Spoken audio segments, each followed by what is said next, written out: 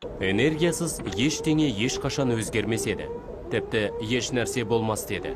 5, 4, 3, 2, 1. Fire in the hole.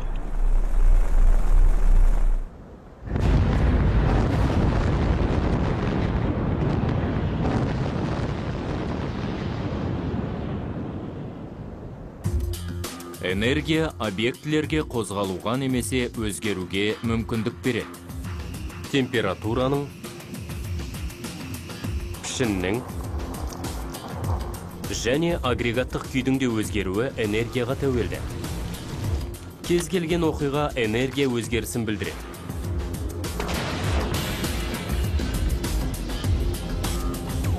Энергия басқа бір түрге өтеді. Мысалы, генератор механикалық энергияны электроэнергиясына түрлендіреді. Ал ваннадағы ыстық су адам денесін жылытқанда энергия орнын ауыстырады.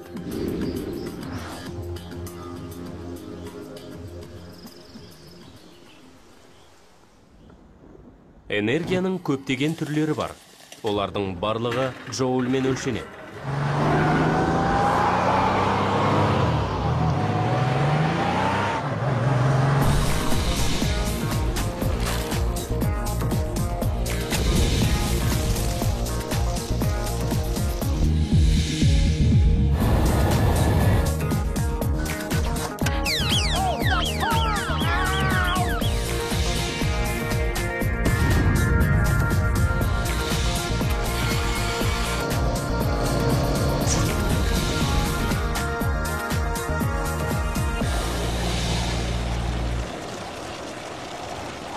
Іс жүзінде энергия дегеніміз бұл жұмыс жасау мүмкіндігі. Бізде жылу, дыбыс, жарық және электр энергиясы бар.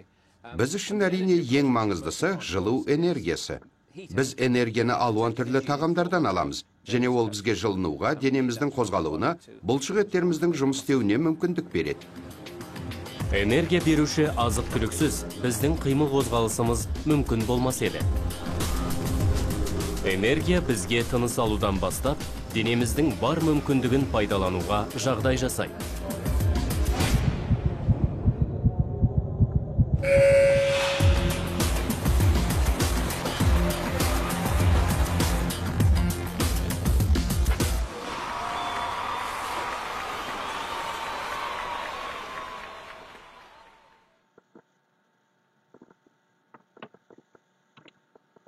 Ал құрметті оқушылар, бүгін байқағаныңыздай, бүгін біздің тақырып энергия, кинетикалық энергия және потенциалдық энергия. Энергия деген сөзге тоқталайық. Энергия сөзін ұстай алмайсыздар, көре алмайсыздар, бірақ өмірде энергиясыз еш нәрсе істей алмаймыз. Мысалы қараңыз, ол энергия деген сөздің анықтамасы, жаңа айтылғандағыдай, ол дененің жұмыс істей алу қабілеттігін сипаттайтын шама. Яғни сіз энергияңыз көп болса, көп жұмыс жасайсыз деген сөз. Если энергияңыз аз болса, аз жұмыс жасайсыз деген. Сол сияқты, мысалы, энергияңыз қайдан аласыз? Тамақтану арқылы.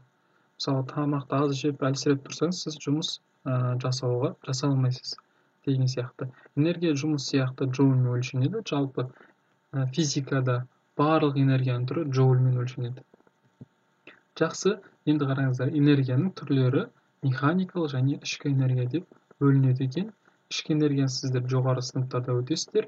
Әзірше механикалық энергия тоқталайық. Механикалық энергия бізде екіге бөлінеді екен. Ол кинетикалық және потенциалдық энергия. Кинетикалық энергия дегеніміз дененің қозғалыс салдарынан пайда болатын энергия. Потенциалдық энергия дегеніміз денелердің орналасуына немесе биіктігіне байланысты энергия екен. Енді кинетикалық энергияның сіздерге анықтамасын айттым жаңа, ол қозғалыс салдарынан пайда болатын энергия.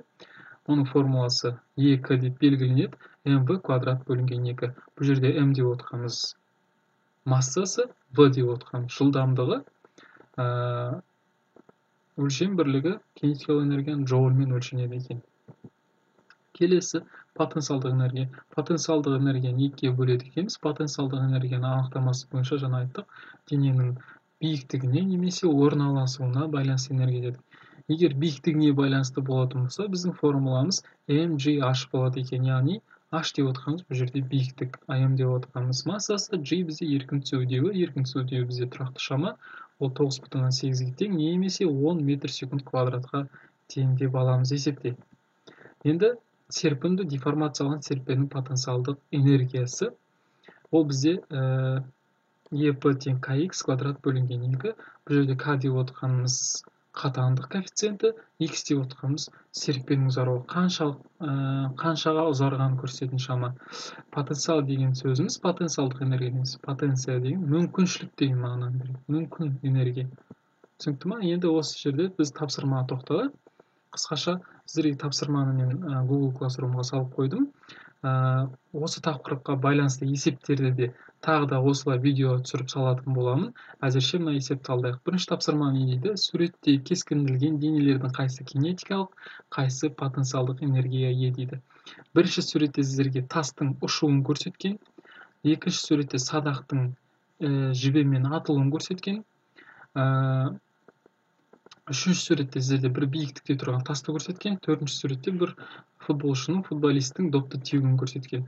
Енді ең бірінші біз тоқталайық. Бірінші бізде қандай энергия болады? Кинетикалық энергия болады. Өйткені бұл жылдамдыққа байланысты энергия екен, кинетикалық энергия болады.